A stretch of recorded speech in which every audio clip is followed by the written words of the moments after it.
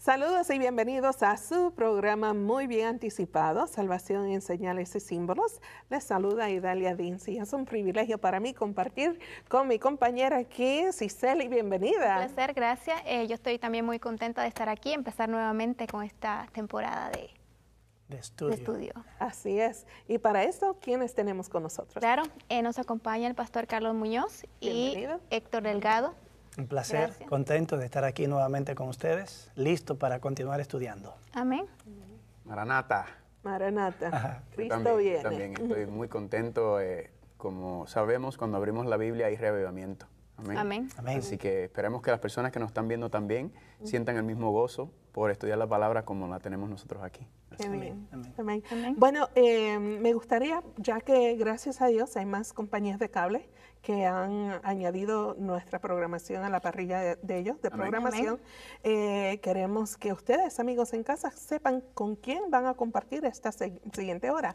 Por favor, hablen de sus ministerios, respectivos ministerios, y qué hacen, y luego entramos al tema. Amén. Pues yo soy orador, evangelista del Ministerio Amazing Facts Internacional, allá en California, en el cual también funciono como el director del Centro de Evangelismo, ¿verdad? Amén. Así que nos dedicamos a esto, nos dedicamos a predicar, a dar reavivamiento, adiestramiento de evangelismo, cursos en línea, preparación, capacitación para laicos y personas que quieren dedicar su vida a la obra del Señor. Y entonces el ministerio trabaja en muchas facetas y pues yo tengo el honor de ser parte de ese equipo de trabajo, ¿verdad? Y especialmente enfocándonos y mucho más enfocándonos ahora en el área hispana.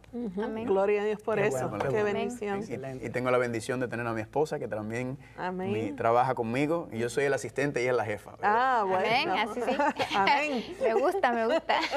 Así que tenemos esa bendición y trabajamos juntos para el reino de Dios. Amén. Y usted nos habló del doctor Héctor Delgado, Ajá, el distinguido, el distinguido. hermano en la fe. Bueno, yo pienso que de ese título voy a tener que terminar haciendo el doctorado también. Amén. Quizá me inspiro, ¿no?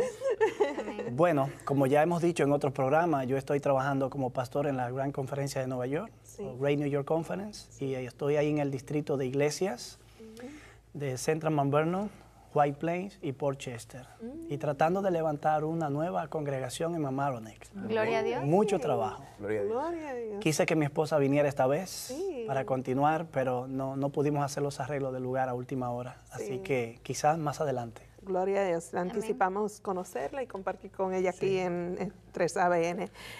Amigos, pues es interesante que cuando no entendemos un tema de la Biblia, nosotros en vez de entrar al tema, lo evitamos. Entonces, deseamos que el propósito de este programa sea, bueno, Perderle revelado. el miedo. Perder el miedo de que tenemos, o quizás pensamos, oh, eso no lo voy a entender. Pero durante esta hora lo que hacemos es que poco a poco, texto, capítulo por capítulo, estamos estudiando el libro de Apocalipsis.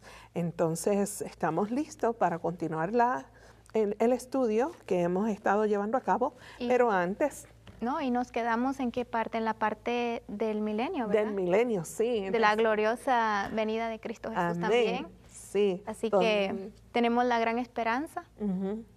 También hablamos de los 144,000. Sí, así es. Y sabemos que llegará ese día muy, muy pronto donde ya no habrá más dolor Ni muerte. Ni llanto, muerte, ni llanto. clamor, ni Amén, amén, Amén. amén. Bueno, pues antes de continuar, quizás debemos de tomar el momento para orar. ¿Ok, Amén. Cicely? Oremos. Padre Santo, gracias por la oportunidad que nos das de estar aquí para estudiar tu palabra. Y te pedimos, Señor, que puedas estar con nosotros, que tu Espíritu Santo nos capacite para poder entender más acerca de tu palabra. Y sobre todo, Padre, a los que nos escuchan, que puedan seguir estudiando y puedan profundizar en tu palabra para ellos y para mostrarle a otros tus grandes verdades. En el nombre de Jesús. Amén. Amén. Amén. Amén. Amén. Bueno, Amén.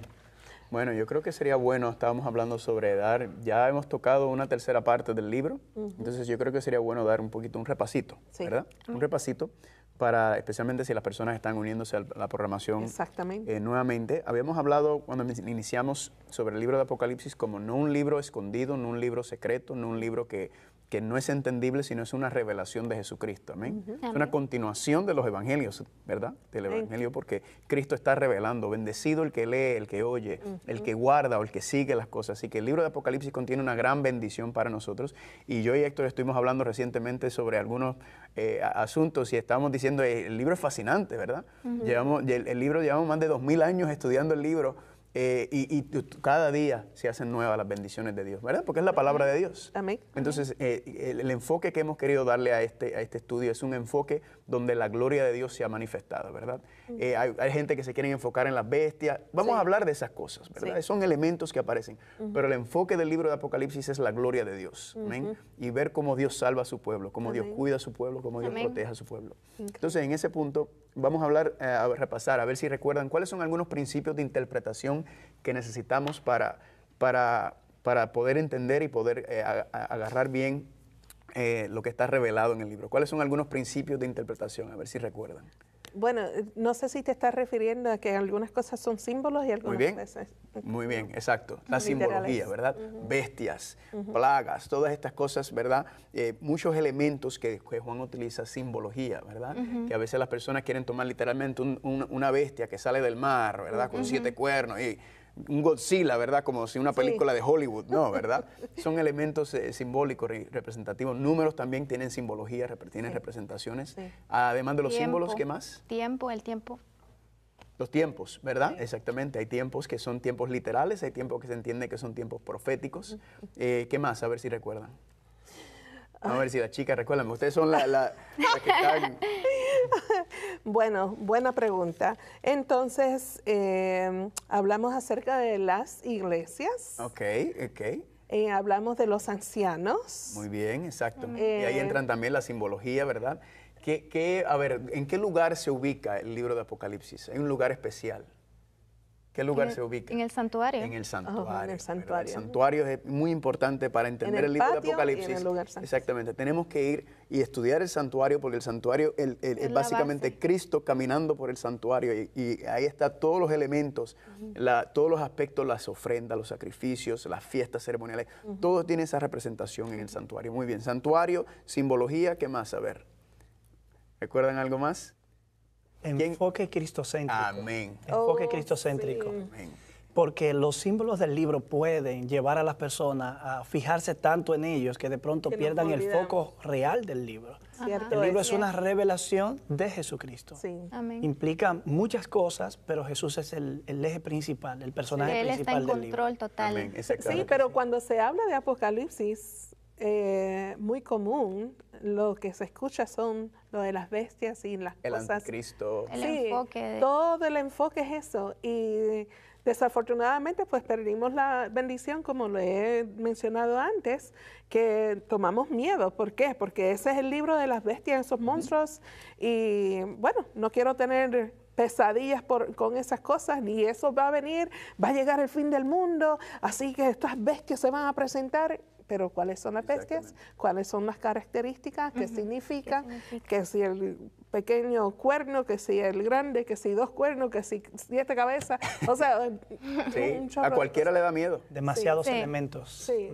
Y creo que es importante, si no mantenemos a Cristo como el centro del estudio de toda la Biblia, pero especialmente Apocalipsis, esta información se convierte entonces en información sensacionalista, ¿verdad? Sí. Información que la gente dice, qué interesante, muy bien, pero ese no es el punto de la Biblia. Sí. La Biblia siempre es llevarnos a conocer a Dios y enamorarnos de Dios y entregarnos a Dios. Entonces ese debe ser el enfoque y creo que ahí también entra otro elemento de principio de interpretación. ¿Cuál es, Héctor? El asunto de Cristo como la esperanza, ¿verdad? Lo había mencionado. Sí, de hecho, volviendo al tema de Cristo como centro, la primera visión que Juan tiene es precisamente una visión del Hijo del Hombre. Y lo ve también de manera específica entre los 7 candelabros. Es la presencia del Hijo de Dios como eje central del libro, pero también su presencia en medio de la iglesia, su pueblo.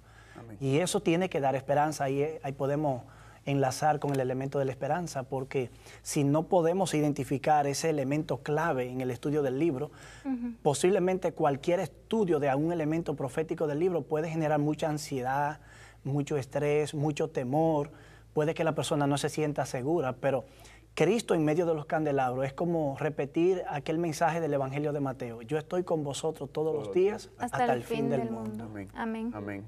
Y eso nos da seguridad porque, como habíamos dicho, plagas, guerras, apostasías, rebeliones, pero entender que Cristo nos está diciendo en esa primera visión, No se yo estoy con preocupen, ustedes, ¿verdad? estoy en Yo control. estoy con ustedes, Sí. yo los voy a llevar hasta el final. Así que eso nos da mucha esperanza. También un elemento muy importante es la recapitulación, ¿verdad? Ah, sí. Apocalipsis, recuerden que no sigue, tiene un fundamento cronológico, pero los capítulos no son cronológicos y si lo estudiamos de esa manera nos podemos confundir, ¿verdad? Entonces es importante notar que son varias visiones en las cuales se está repitiendo la misma información, repite y, Y amplía, amplía. repite y Y amplía. amplía. Y también Dios con su, ¿cómo se dice en español? El microscopio. ¿verdad? Microscope. Sí. Dios entonces cada vez que se va también repitiendo y ampliando, se va enfocando más y enfocando más y enfocando más. Y eso nos ayuda a entender que primero no estamos interpretando las profecías como nosotros queremos, sino que hay un elemento repetitivo y dice, oh, esto ya lo habíamos visto. Tenemos seguridad de que lo estamos entendiendo bien y nos ayuda a entender que Dios nos está dando. Estos parámetros, ¿verdad? Yo le llamo benchmarks en inglés. Yeah. Son parámetros que nos ayudan a entender y ver, Guiarnos. oye, vamos bien, estamos entendiendo correctamente el mensaje de Dios.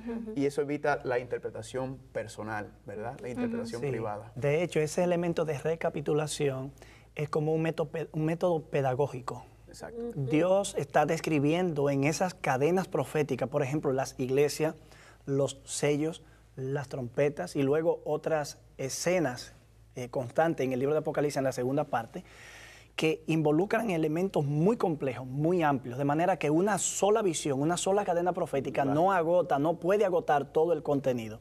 De manera que la repetición permite que se pueda expandir el mismo tiempo o escenario profético y proveer detalles adicionales. De hecho, no negamos el orden cronológico en algunos eventos. Por ejemplo, las iglesias siguen un orden cronológico, de una iglesia desde la primera a la segunda a la tercera hasta la séptima. Lo mismo con los sellos, primero, segundo, tercero hasta el séptimo. Pero cada cadena profética termina el elemento cronológico con el último elemento. La siguiente cadena profética, como los sellos, lo que hace es que vuelve al principio y repite toda la historia. Sí hay elementos cronológicos, pero no de una cadena a la otra, sino de los elementos de cada cadena en forma particular. Amén, amén. Yo creo que estuvimos hablando, es una bendición esto, porque hay gente que me han dicho, ¿por qué no ponen 4 eruditos? ¿Verdad? 4 académicos. La idea que queremos hacer aquí es diferentes niveles, ¿verdad? Sí. Ustedes son estudiantes de la Biblia, ¿verdad? Yo soy estudiante de la Biblia, pero también predico y enseño.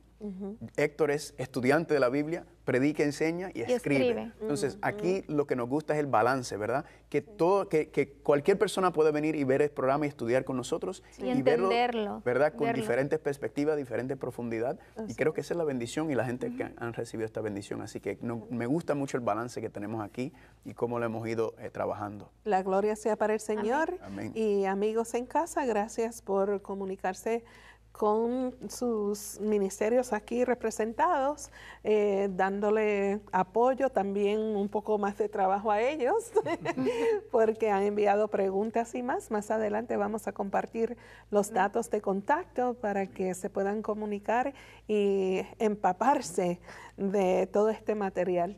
Y yo lo que veo es la misericordia de Dios. Nosotros estamos viviendo en los últimos días y hay mucha incertidumbre. Y la gente dice, y esto es parte del Apocalipsis, ¿verdad? Quiere decir que ya se va a acabar el mundo. Amén. Así que vamos a estudiar, amigos, busquen sus Biblias y con qué anotar y dónde anotar para poder entrar al en el Amén. estudio. Así es. Amén. Entonces ahora habíamos terminado en el capítulo 7, versículo 17. Vamos entonces a entrar ahora en Apocalipsis capítulo 8, versículo número 1. Y creo que vamos a empezar con el 1 y después continuamos con los próximos versículos porque hay unos detalles muy importantes aquí. Tita, ¿quieres leer el 8.1? 8.1. Cuando abrió el séptimo sello, se hizo silencio en el cielo como por media hora. Muy bien, entonces ahora tenemos el séptimo sello. Ya anteriormente habíamos estudiado los 6 sellos, 6 sellos. ¿verdad? Los 6 sellos. Y habíamos visto, si recuerdan, las 7 iglesias toman un enfoque de lo que está ocurriendo dentro del cristianismo, ¿verdad? Como si lo que está ocurriendo en el desarrollo del cristianismo internamente y a veces hasta cuando se levanta la apostasía y se levanta la rebelión y algunos elementos. Con los sellos, recuerdan que entonces el enfoque estaba haciendo más el ataque exterior, ¿verdad? A la iglesia. Y vemos entonces los elementos, entonces entramos en el séptimo sello. Algo que tú quieres resaltar de esos primeros dos visiones que habíamos estudiado, Héctor. ¿Referente a las iglesias y a los sellos? Sí. Ok, bueno, al llegar al versículo 1 del capítulo 8, estamos llegando al último sello. Sí. Pero es interesante que el sello que nos lleva hasta el fin del tiempo es el sexto sello, con la segunda venida, La segunda venida. y el día de la ira del Cordero. El séptimo sello lo que hace es que abre la nueva cadena profética de las trompetas. Por eso es como un paréntesis. Y de hecho, el verso 1, el sexto sello, verso 1 del capítulo 8, nos permite como concluir lo que hemos estado estudiando, y al mismo tiempo permite abrir la nueva sección que se va a estudiar. Amén. Amén. Amén. Y es importante notar que la Biblia, cuando se escribió originalmente, no tenía ni puntos, ni comas, ni versículos, ni capítulos, ¿verdad? Simplemente es un texto escrito. Entonces, hay algunas personas que creen que el versículo 1 del 8.1 debería ser el final del 7, ¿verdad? Por la conclusión de los 7 sellos. Sí. Y también ese elemento también crea un poco de confusión, porque hay algunas personas que piensan que cuando se abre el séptimo sello, entonces empiezan las trompetas a sonar. Y eso crea un elemento futurista, que vamos a hablar cuando hablemos un poco de las trompetas. Pero se dice que el séptimo sello se abrió, y se hizo silencio en el cielo como por media hora. Vamos a hablar de ese silencio en el cielo. Históricamente se ha entendido que este silencio en el cielo es la venida de Cristo, ¿verdad? Cuando va viniendo 7 días, media hora profética, está tomando 7 días para llegar. Pero cuando lo estudiamos más profundamente, Héctor y yo habíamos comentado un poco sobre esto, cuando se habla de silencio en la Biblia, ¿verdad? ¿A qué se está refiriendo silencio? Cuando ustedes escuchan silencio, ¿qué ustedes están creyendo? Reverencia. ¿Reverencia? Que algo está a punto de suceder. Ok. Algo está a punto, expectativa, ¿verdad? Expectativa, sí. Expectativa es una muy buena palabra. Silencio, Héctor. Silencio. Solemnidad ante lo que va a ocurrir más adelante. Muy acto bien. seguido. Exactamente. Entonces, vamos a ver algunos versículos que hablan sobre este silencio. Vamos a ir al libro de Sofonías. Vamos a ir al libro de Sofonías. Ese está en las Escrituras hebreas, en el Viejo Testamento. Si quieren, las dirijo. Van a Mateo, y después van antes de Mateo, está Malaquías, Zacarías, Ageo y Sofonías. Vamos a ir a Sofonías capítulo 1, versículo 7. Calla en la presencia del Señor, porque el día del Señor está cercano, porque el Señor ha preparado sacrificio y ha dispuesto a sus convidados. Muy bien, entonces callar en la presencia del Señor, porque el día del Señor está cercano. Así que hay un silencio porque está cerca el día, ¿verdad? Hay una expectativa de juicio. Exacto, es una expectativa de juicio de que el Señor va a llegar y va a venir, ¿verdad? Ahí mismo el capítulo 3, Sofonías capítulo 3, versículo 17. Otro elemento del silencio. ¿Puede leer? Sofonías 3. Sí, 17. Ok, 17. El Señor está en medio de ti, poderoso. Él salvará, se gozará sobre ti con alegría, callará de amor y se regocijará sobre ti con cánticos. Amén. Se callará con amor y se regocijará sobre ti con cánticos, ¿verdad? Amén. ¿Qué te trae eso a mente, Héctor? Que cuando habla del silencio, el callar de amor se regocija con sus cánticos. ¿Cómo podemos entender eso? Respecto al silencio, la escena de Apocalipsis 8 está en un contexto de solemnidad ante eventos que van a ocurrir. Más adelante lo miraremos cuando leamos los otros versículos. El primer versículo de Sofonías está en un contexto del día del Señor. De manera que el llamado al silencio es como un llamado a la expectación, un llamado a la solemnidad, un llamado a la reflexión, como a la autoevaluación por lo que va a ocurrir. El siguiente pasaje, digo yo que tiene un tono así como romántico o paternal, como de un padre que abraza a un hijo y calla mientras reflexiona, lo acaricia y quizá comparte con él.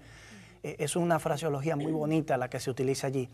Pero el pasaje que más se asemeja a lo que estamos estudiando es el del capítulo 1, verso 7. Amén. Porque tiene la expectativa del juicio ante sí y el silencio que precede a ese juicio. Creo que también tenemos otros pasajes que van en la misma dirección del de Sofonías capítulo 1, verso 7. Sí. Vamos a leer Habacuc capítulo 2, versículo 20. Antes de Sofonías está Habacuc. ¿Habacuc qué? Habacuc 2:20. Vamos a leer dos más. Y si quiere, Héctor, busca tú Zacarías 2:13. Ok, entonces para aquellos que me están anotando, que solamente quería mencionar que leímos en Sofonías 1:7, Sofonías 3:17, 3:17, Habacuc 2:20 Habacuc 2:20. y Zacarías 2:13. Okay. Sí, vamos a darle los versículos. Ok, Habacuc 2:20 dice, mas Jehová está en su santo templo, calle delante de él toda la tierra. Muy bien. Amén. ¿Dónde está el Señor? En su santo santo O templo. sea que cuando el Señor está en el templo es un momento de solemnidad, ¿verdad? Es un reverencia. momento de reverencia, es un momento de reflexión, es un momento de análisis, de examen, ¿verdad? Propio que uno debe hacer cuando Dios, ¿verdad? Me acuerda cuando el sumo sacerdote entraba al lugar santísimo, a la presencia de Dios. El pueblo estaba en expectativa, en solemnidad por los acontecimientos. Sí, así Zacarías 2:13, Héctor. Sí, el pasaje dice que calle todo el mundo delante de Jehová, porque Él se ha levantado de su santa morada. Ay, ay, ay, candela, se ha De manera levantado. que el silencio evoca un momento solemne. ¿Qué viene ahora? ¿Qué va a ocurrir? El Señor se levanta, pero ¿para qué se levantó? Sí. De manera que el silencio evoca la expectativa de algo que ha de venir. Y me acuerda eso también en Daniel 12:1, donde dice que Miguel se levantará. Sofonías 3 también dice, el Señor me levantaré en aquel día. Entonces, si se levanta, implica Que que, estaba sentado. Va. ok, ¿verdad? Algo Y de- entonces ahí va sentado a la diestra, Del Padre. ¿verdad? Hablando nuevamente, juicio, intercesión, es una indicación como que ha concluido esa parte, esa etapa ha concluido, ¿verdad? Y ese silencio es la gran expectativa de decir, wow, ¿Qué viene ahora viene, ¿verdad? Amén. ¿Qué es lo que viene va a ahora? pasar? ¿Qué es el momento, verdad? Y eso me encanta ese elemento cuando lo juntamos, como leyó Héctor, con Daniel 12:1 en ese elemento. Así que regresemos a Apocalipsis Ok, Zacarías, lo que el pastor... 2:13. 2:13. Zacarías 2:13 fue que se Exactamente. leyó. O sea, Y hay ahora una- vamos a... Apocalipsis. Regresemos a Apocalipsis capítulo 8, versículo 1, ¿verdad? Sí. Carlos, Ahora. quizás convenga destacar que en el pasaje que estamos leyendo de Apocalipsis 8, verso 1, no se habla de un silencio de media hora. Por eso muchos lo interpretan mal, porque toman media hora como un tiempo completo. Pero el pasaje utiliza un símil, una figura de comparación. Dice, como por media hora. No es media hora, es como por media hora. Es sencillamente un momento de silencio, de expectación ante lo que viene. Sí, podemos entender también hasta que Juan está dentro de la visión, él mismo está en expectativa. Y esa expectativa, ¿verdad? Ese periodo de tiempo que se define. ¿Ibas a decir algo, amor? No solamente lo que tú mencionabas, ¿verdad? Que él sentía que fue como media hora, pero no es que entonces que literalmente Sí. fue media hora. Y hay algunas personas que lo interpretan, ¿verdad?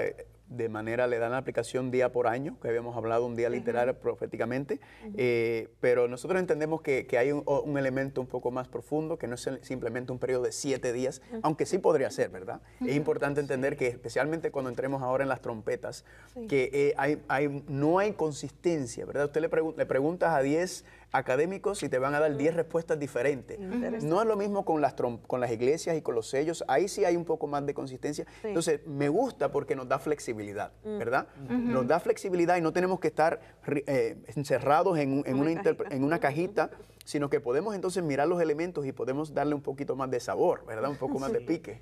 Quizás podemos destacar dos aspectos.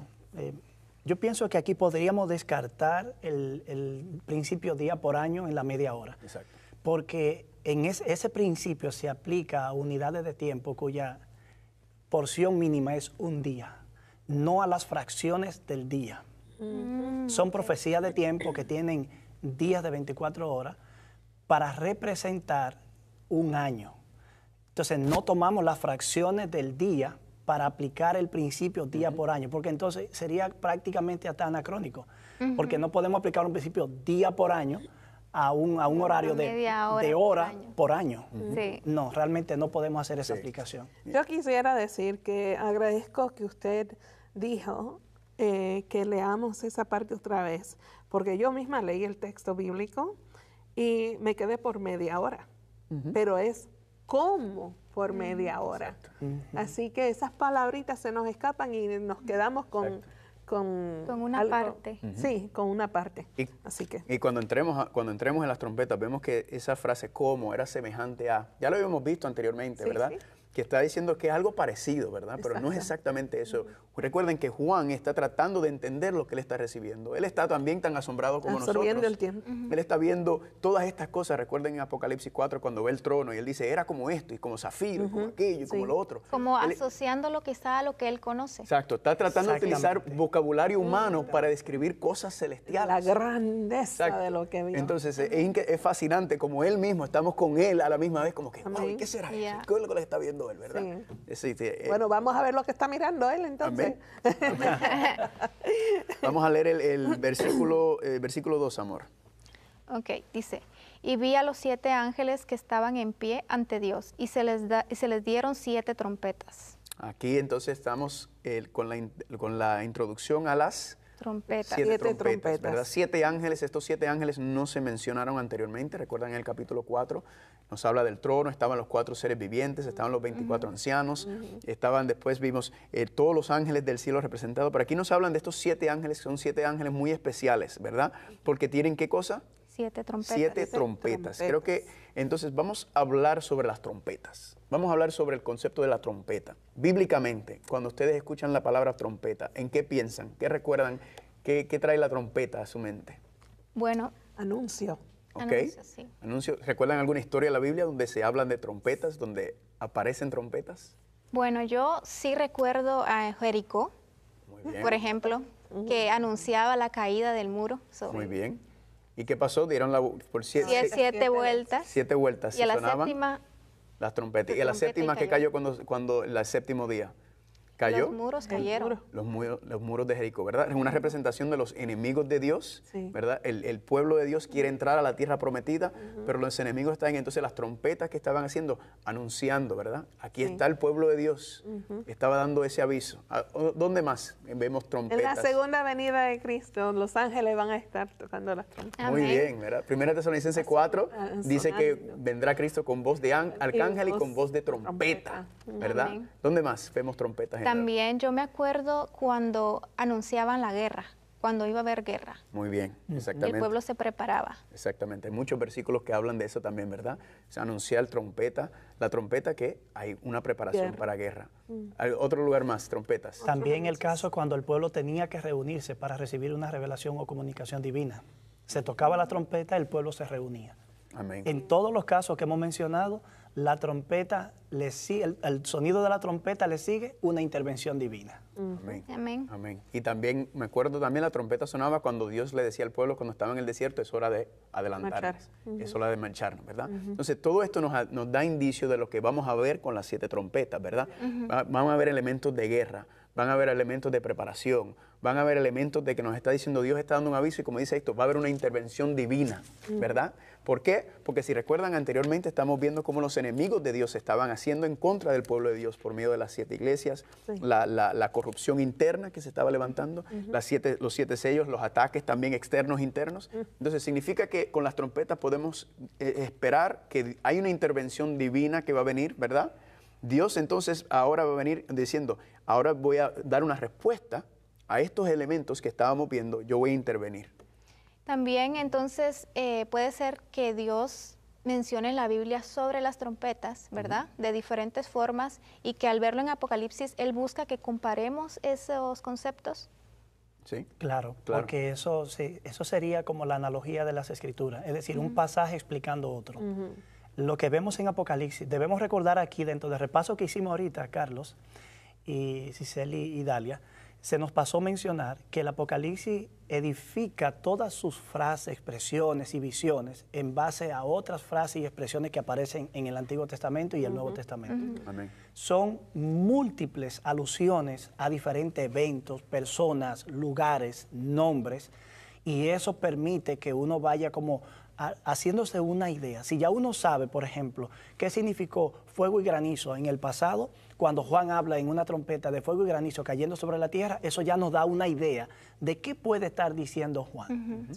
Y entonces también hay un pasaje que yo quiero que lo leamos, Carlos. Sí, vamos. Y está en Números, el libro de Números, capítulo 10. Cuarto libro de la Biblia. Cuarto libro de la Biblia, Números capítulo 10, verso 8 al 10. Este pasaje quizás es uno de los pasajes más claves para entender qué pueden significar las trompetas en el libro de Apocalipsis. Y une varios elementos al toque de las trompetas. Por ejemplo, verso 8 dice, los hijos de Aarón, los sacerdotes, se especifica, los hijos de Aarón, los sacerdotes, tocarán las trompetas, las tendréis como estatuto perpetuo por vuestras generaciones. Cuando salgáis a la guerra en vuestra tierra contra el enemigo que os ataque, tocaréis alarma con las trompetas. Así seréis recordados por Jehová vuestro Dios y seréis salvos de vuestros enemigos. Amén. Pienso que es maravilloso porque imagínate que el pueblo de Dios sufre peligro y este es el escenario que aquí se pinta. Si en el futuro el pueblo presenta algún peligro, los hijos de Aarón, los sacerdotes, no otra gente, van a tocar las trompetas. Y cuando las trompetas suenen, yo me voy a acordar de ustedes. Entonces voy a intervenir contra el enemigo en recordación de ustedes para salvarlo, protegerlo, para intervenir, para juzgar el impío. Amén. Pienso que esta temática sacerdotal, trompetas, enemigos, pueblo de Dios, Dios recordándose, son los elementos que predominan en el tema de las trompetas. Quizás este es el pasaje más clave de todos para recordar eso. Amén. También, entonces, si estamos hablando que esto es parte de las trompetas, y cuando volvemos a las trompetas, tiempo atrás, en los otros capítulos, habíamos hablado sobre que los santos clamaban justicia, ¿verdad? Entonces, las trompetas serían una contestación, como diciendo, ok, ahora vengo yo a intervenir. Tremendo. Exactamente lo que estamos viendo nosotros en las trompetas y las plagas, ¿verdad? Porque vamos a ver que hay unas similitudes entre las trompetas y las plagas y son los juicios de Dios. Entonces hay unos elementos parciales y hay unos elementos completos en las plagas, pero sí, ciertamente lo que estamos viendo es que Dios está diciendo, ahora vengo yo, ¿verdad? Ahora voy yo a intervenir, ahora yo voy a poner de parte porque mi pueblo está orando. Y eso es lo que vamos a ver ahora en el capítulo 8. Creo que Cicelis acaba ya de adelantar sí, ¿no? Ya dio la la tesis. razón por la que las trompetas suenan. Y ese será nuestro argumento quizás también más adelante. Mejor lo avancemos. Lo dijo mejor que Ese nosotros. es un elemento vital para entender las trompetas. Amén, amén. Entonces vamos a entrar en el versículo 3. Vamos a leer del 8 al 5. Vamos a leerlo corrido y después vamos a ir desglosándolo. Del 8 al 5. De capítulo 8, del 3 al 5. Del 3 al 5. Apocalipsis Okay. 8. Otro ángel vino entonces y se paró ante el altar con un incensario de oro y se dio mucho incienso para añadirlo a las oraciones de todos los santos sobre el altar de oro que estaba delante del trono. El humo del incienso con las oraciones de los santos subió de la mano del ángel a la presencia de Dios. Y el ángel tomó el incensario, lo llenó del fuego del altar y lo arrojó a la tierra. Y hubo truenos, voces, relámpagos y un terremoto. Ay, ay, ay, candela. Amén. Candela. Esto es un manjar. Una cosa tras la Eso otra. es un manjar lo que tenemos en estos versículos. Vamos primero a ubicarnos en un lugar, ¿verdad? ¿En dónde está ubicado estos versículos? En el En el santuario. santuario. ¿Cómo sabemos que está en el santuario? Porque está en la sala del Candelario. Muy Ahí bien. está. Del Está, altar. dice el altar. Ahora, altar, recuerden que habían perdón. 2 altares, ¿verdad? El altar de... ¿Cuál es el primer altar cuando entrabas al santuario? De lavar. El sacrificio, el altar de sacrificio, ¿verdad? sacrificio, ok. El altar de bronce se le Sí. llamaba, donde se ponía el sacrificio. Sí. Y luego estaba el lavacro, ¿verdad? Eso estaba en el patio. Y Exacto. luego entonces entrabas al lugar. ¿Qué lugar? Al lugar Santo. santo. Lugar santo. Y en el lugar santo entonces tenemos de frente Los ahí muebles. mismo los 3 muebles, ¿verdad? Sí. ¿Cómo se llama el mueble? De la mano derecha. La mesa del La mesa, los pan. panes. Ajá. De frente. Altar Sí, de el incienso. Incienso. Sí, Y el a mano incienso. izquierda. Y el candelabro. El candelabro de Exactamente. 7 Entonces, cabezas. Nos está dando una ubicación específica en donde está ocurriendo esto. No está ocurriendo en cualquier parte, está ocurriendo en el santuario, en el lugar Santo. Santo. santo, ¿verdad? Entonces, ¿será el lugar santo el santuario terrenal? No. No. No. ¿Cómo sabemos que no está hablando de un santuario terrenal? Porque cuando ¿Cuáles son las pistas? Bueno, cuando Juan está teniendo la visión, Ajá. ya había sido destruido. Muy bien, ¿verdad? Muy bien, te acuerdas, ¿verdad? Juan lo recibe aproximadamente en el año 90, el santuario fue destruido en el 70. Pero ¿qué otro elemento nos ayuda a entender que esto no puede estar ocurriendo en el... No son seres humanos los que están en el proceso de ministerios del santuario. Exactamente. Son seres celestiales. Así, ángeles, ¿verdad? Y también un elemento muy importante, en el versículo 5 dice, el ángel tomó el incensario, lo llenó del fuego del altar y lo arrojó a la tierra. A la tierra. Esto nos indica que esto no está ocurriendo aquí en la tierra. Esto es un elemento, es una visión que está en el cielo, en el santuario celestial.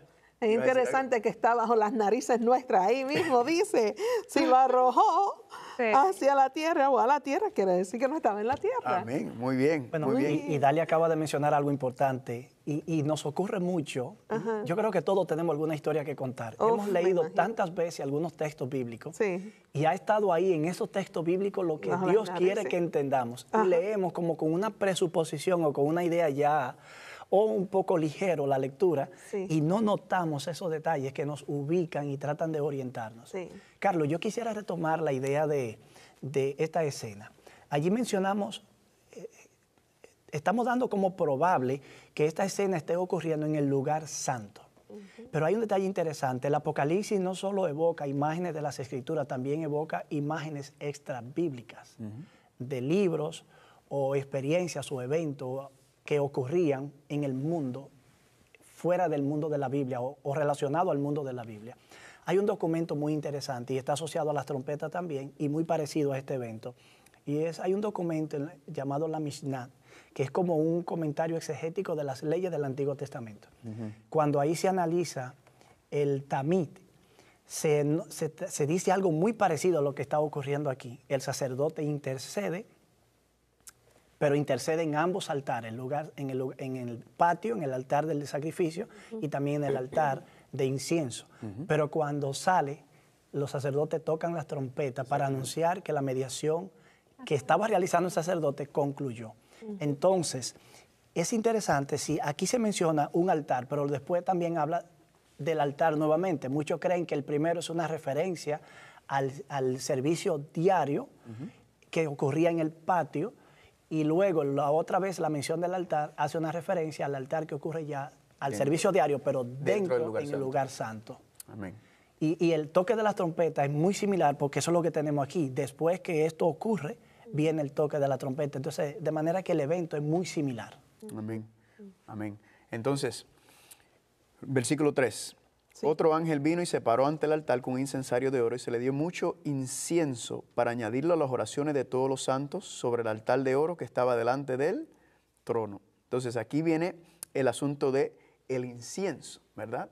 El incienso está mezclado con ¿qué? Para añadirlo a las... ¿Con qué se añade el incienso? Las oraciones de los santos. El incienso se está añadiendo a las oraciones de los santos, ¿verdad? Significa que entonces el incienso tiene que representar algo. ¿Qué representaría o qué representa el incienso en este contexto? Hay varios versículos en la Biblia que nos ayudan. Para los que están viendo, si quieren los textos donde se está hablando de estos elementos, Éxodo capítulo 30 es un buen capítulo, donde habla del altar, habla del incensario, del incienso. Pero vamos a leer Efesios capítulo 5, versículo 2, para tener una idea de lo que representa el incienso. Efesios capítulo 5, versículo 2. Efesios 5, 2. Hay dos versículos que quiero leer. Efesios 5, 2 y Héctor, si tú quieres, el Salmo 141, versículo 2. Efesios 5, 2 y el Salmo 141, 2. ¿Si quieres leer, amor? Efesios 5, 2. Sí. Okay, dice, y andad en amor, como también Cristo nos amó y se entregó a sí mismo por nosotros, ofrenda y sacrificio a Dios en olor fragante. Amén. Entonces Amén. dice que la ofrenda y sacrificio de olor agradante es representado ¿por qué? Por medio de la entrega. El texto que me diste fue Salmo 41.2. 141. O 141. Sí, 141. Aquí nos dice que el olor agradante, el incensario, ¿verdad? El olor agradante es que el que Cristo se entregó a nosotros. ¿Por qué ustedes creen que se compara entonces el sacrificio de Cristo con olor agradable? ¿A qué le agradó? ¿Por qué agradó? Corazón. ¿Verdad? ¿A quién le agradó la entrega de Cristo, verdad? Y a nosotros también. Sí. Es un deleite cuando usted, ¿a cuánto le gusta entrar en una florería? Oh, sí. ¿verdad? Ay, Delicioso. qué agradable se siente eso, ¿verdad? Así es. Cuando escuchamos y sabemos sobre el Evangelio y sobre lo que Cristo ha hecho por nosotros, wow, qué sensación, qué rica. Imagínense el Padre, ¿verdad? La sensación del Padre. Miren la entrega de mi Hijo, ¿verdad? Disfrútense eso, gócense. Cristo dice, cuando yo fuese levantado, a todos atraeré a mí, ¿verdad? Es un enamoramiento que Dios dice, cuando Dios dice, mira a mi Hijo, y por medio de mi Hijo yo los quiero enamorar, los quiero atraer. Amén. Quiero que se gocen. Entonces, aquí está representando los méritos de Cristo, ¿verdad? Su muerte expiatorio, y es un olor agradable que se une con las oraciones, ¿verdad? 141:2, Héctor, ¿qué dice? Sí, suba mi oración delante de ti como el incienso, el don de mis manos como la ofrenda de la tarde. Ay. Poético. Sí, claro, porque es poesía. Es poesía. Entonces vemos que esas oraciones nuestras, porque son las oraciones de los santos, regresando a Apocalipsis 8, no suben por sus propios méritos, ¿verdad que no? No. Nuestras oraciones no tienen para subir por los propios méritos, sino que nuestras oraciones tienen que estar acompañadas ¿de qué? Del incienso que representa ¿qué? El olor. Sacrificio, Los los méritos méritos de Cristo. de Cristo. Amén.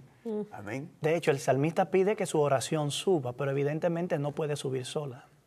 Dice como el incienso, que ya tiene el olor fragante, que hace agradable el momento. Amén. Amén. Entonces, sí, nuestras oraciones en el libro de Apocalipsis, de hecho, están allí siendo atendidas en la visión que estamos estudiando, pero ya aparecen nuevamente en el capítulo 5, cuando habla de que cuando el Cordero tomó el libro, los 4 seres vivientes y los 24 ancianos se postraron delante del Cordero. Dice que todos estos seres tenían arpas y copas de oro llenas de incienso, y luego dice que son las oraciones de los santos. Ese es en el 5:8, ¿verdad? 5:8. Sí, Apocalipsis Sí, 5:8. de manera que nuestras oraciones sí llegan a Dios y están allí en la presencia de Dios a través del ministerio de estos ángeles. Apocalipsis 8 ya revela como la dinámica de cómo opera ese asunto. Sin embargo, hay que entender que se le une un aroma, porque de otra manera la oración sola no puede ser presentada.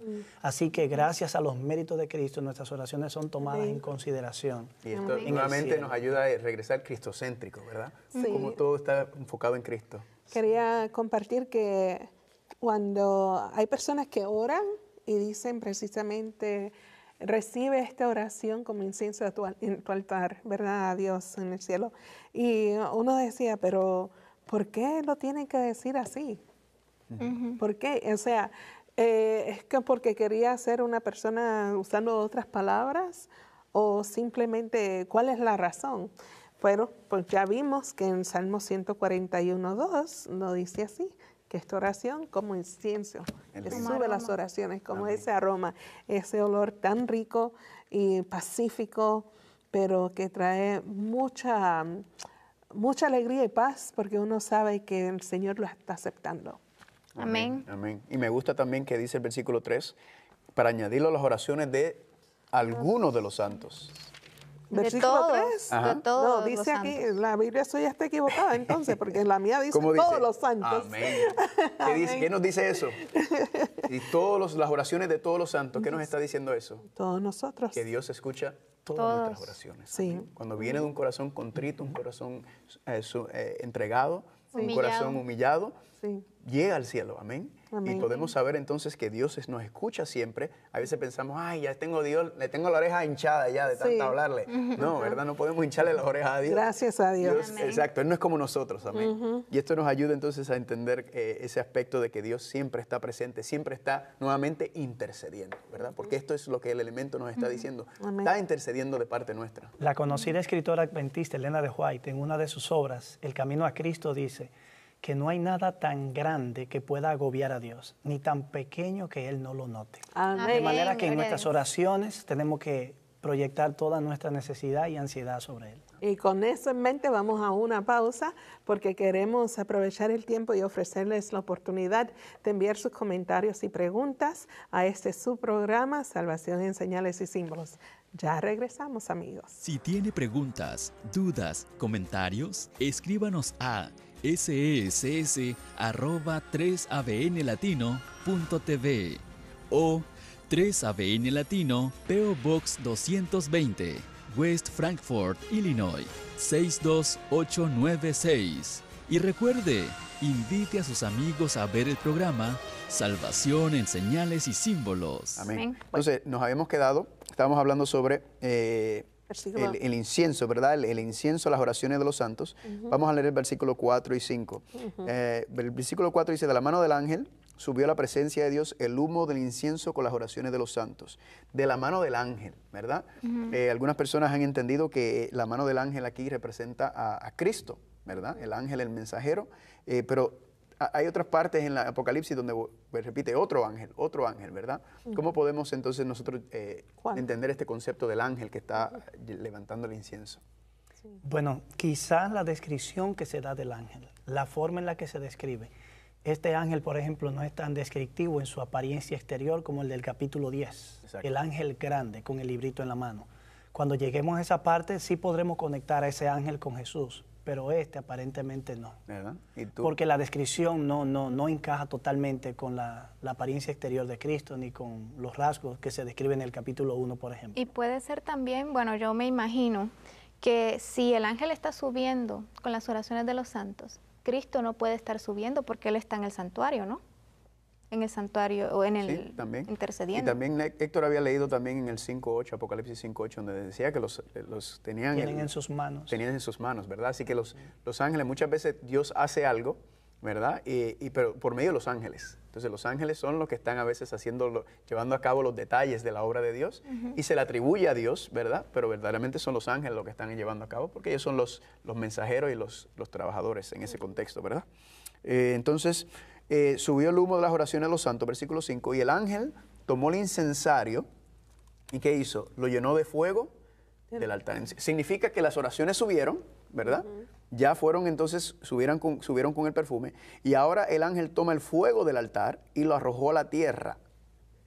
Fuego del altar, tomó fuego del altar y lo arrojó a la tierra. Ese tipo de vocabulario aparece muchas veces en la Biblia, fuego, ¿verdad? Fuego a la tierra, fuego al altar. Purificación. ¿Qué recuerdan? Exacto, fuego. Pentecostés, ¿verdad? Fuego. Sí, con fuego también, el fuego a veces representa el Espíritu Santo, ¿verdad? Juan el Bautista dijo, serán bautizados con fuego y espíritu, ¿verdad? Con agua y espíritu, el fuego del Espíritu Santo. Y vamos a ver más adelante también en Apocalipsis capítulo 13, donde habla de un fuego extraño, ¿verdad? Un fuego extraño que es enviado del cielo de parte de los poderes opositores de Dios, la bestia, la segunda bestia. Pero fuego del altar entonces está dando a indicar que algo está ocurriendo en la tierra, ¿verdad? Algo divinamente, hay una intervención terrenalmente, ¿verdad? Porque ese fuego está siendo enviado de Dios. ¿Cómo tú lo ves, Héctor? Sí, precisamente Apocalipsis destaca la interacción que hay entre los eventos celestiales y terrenales. Tenemos que recordar que este incienso que está aquí está asociado a las oraciones de los santos.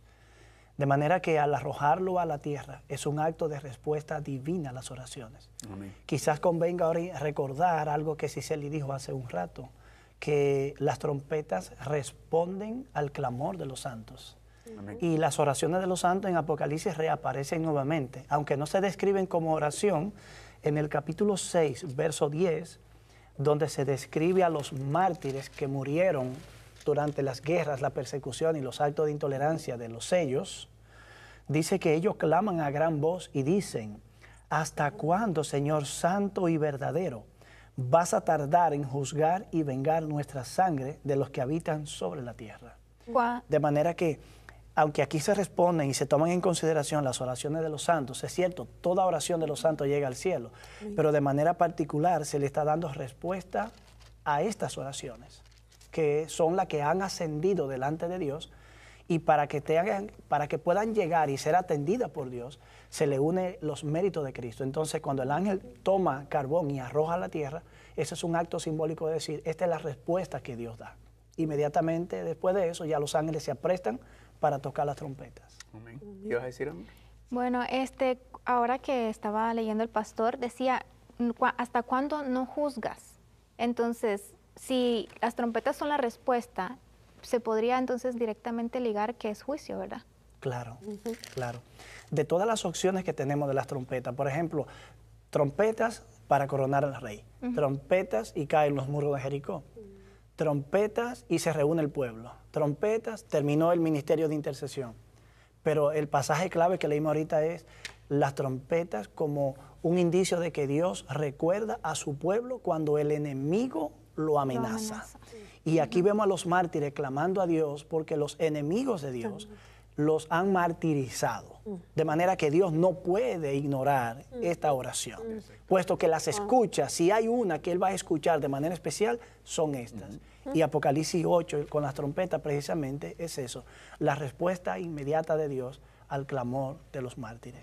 Hermoso. Y cuando le habíamos leído sobre el quinto sello, esa época, ¿verdad? La Inquisición, juicios ilegales que se estaban haciendo en contra del pueblo de Dios. Se estaban juzgando a las personas por querer serle fiel a Dios y por no querer seguir ciertos sistemas, ciertos reglamentos, cierta imposición de adoración falsa, ¿verdad? Murieron como mártires. Millones, sabemos que millones de personas murieron bajo estos tribunales ilegales y estos tribunales. Entonces, el clamor es: ¿hasta cuándo, Señor, vendrá el juicio justo y verdadero? ¿Verdad? ¿Hasta cuándo, Señor, es que tú vas a intervenir? Y por eso, cuando entremos en el lugar santísimo, que el día de expiación, viene el gran día del juicio, ¿verdad? Porque ahora Dios va a decir: todos esos tribunales que fueron terrenalmente hechos fueron injustos. Yo soy el juez justo y yo voy a juzgar correctamente y de acuerdo a mi palabra. Ahora, tú mencionabas una parte que me hizo recordar cuando Dios le dice a Caín que la sangre de Abel clama desde la tierra. ¿Podrá tener similitud? Claro, eso está directamente ligado con esto, porque aquí dice que las almas debajo del altar están clamando, ¿verdad? No, sabemos que no es literal, porque sabemos que literalmente Caín, Abel no estaba clamando, gritando, ¿verdad? Simplemente que está diciendo, tú lo asesinaste y la sangre de él entonces demanda, necesita una respuesta de Dios. ¿Qué vas a hacer a favor de eso? ¿Qué vas a hacer en lugar de esto, verdad? Es una respuesta pidiendo justicia a Dios, ¿verdad? No, y suena lógico porque justo ahí es donde Dios le dice, bueno, ahora Caín, tú vas a ser maldito, y le da todo el... Sí, algunas personas tratan de tomar estas cosas literal, pero no podemos, no se puede. ¿verdad? No se puede tomar el contexto literal por ese sentido, porque la sangre no habla, ¿verdad? Pero sí, el derramamiento de sangre sí da un mensaje. Sí. Cuando se derrama sangre y tú ves sangre, ahí te está diciendo, alguien murió, algo pasó, y entonces sí es una señal en ese contexto. Amén. Amén. Entonces dice en el versículo 5, terminamos, dice, lo arrojó a la tierra y hubo truenos, voces, relámpagos y un terremoto. Esa frase, truenos, voces, relámpagos y un terremoto, aparece en varios lugares, ¿verdad?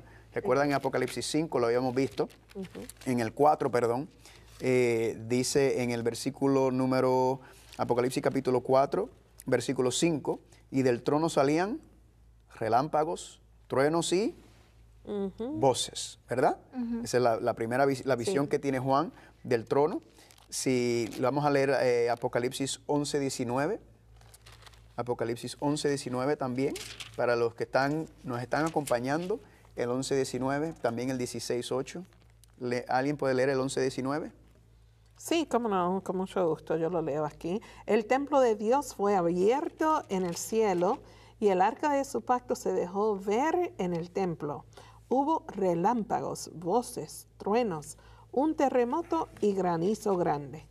Muy bien, y el 16, 18. Vuelve a aparecer esta misma frase. Y hay ciertas variantes, pero en general. 16:8. ¿Puedes leer, amor? Dice, entonces hubo relámpagos y voces y truenos y un gran terremoto de tierra, un terremoto tan grande cual no lo hubo jamás desde que hubo hombres en la tierra. Muy bien, entonces, cuando ustedes escuchan esto, truenos, relámpagos, voces, terremotos, ¿qué les viene a la mente? ¿Qué están viendo? No todos a la vez. El pueblo caos. En caos. Bueno, ¿no les recuerda esto al monte Sinaí también? Cuando la presencia de Dios se manifestó allí de una manera especial. Exactamente. De manera que estas expresiones sencillamente lo que están es mostrando una manifestación de la presencia divina, el accionar divino de una manera especial. Amén. No siempre Dios hace estas manifestaciones, pero hay ocasiones, eventos y situaciones que ameritan una manifestación de la presencia divina de manera especial. Amén. Esto nos confirma entonces que Dios escuchó las oraciones y ahora Dios va a intervenir, ¿verdad? va a intervenir, porque cada vez que el ser humano se acerca a la presencia de Dios, queda espantado, ¿verdad? Asombrado, como pasó en el monte Sinaí. Entonces esto nos dice que Dios va a interactuar, ¿verdad? Dios está interviniendo en los asuntos de la tierra, desde su trono en el cielo. Increíble. Al principio la impresión que llevé fue, wow, hay caos, porque si hay truenos, voces, relámpagos, todo duro, fuerte, ¿verdad? Pero así es la misericordia de Dios, fuerte, y cuando Él la envía para nosotros, otras personas se dan cuenta de la bendición de nuestras vidas. Amén. Amén. ¿Está correcto eso, ese entendimiento? Claro, claro. Yo entiendo que sí, ¿verdad? Porque al final del día lo que estamos viendo es que nosotros ante la presencia de Dios, el ser humano, la santidad, la solemnidad de Dios, para nosotros es impactante, ¿verdad? Dios habla como un trueno, el relámpago, la presencia de Dios. Entonces son cosas, nuevamente, tratando de describir cosas celestiales desde una perspectiva humana y pues impacta lo que estamos viendo, así que... Gloria a Dios. Amén. Bueno, amigos, estamos en capítulo 8 de Apocalipsis y el versículo 5. Pero quisiéramos invitarles para la próxima edición de Salvación en Señales y Símbolos. No duden a sintonizar su canal. Sigan la programación. Para más información pueden comunicarse con nosotros y le damos los datos de contacto de nuestros invitados. Hasta pronto. Amén.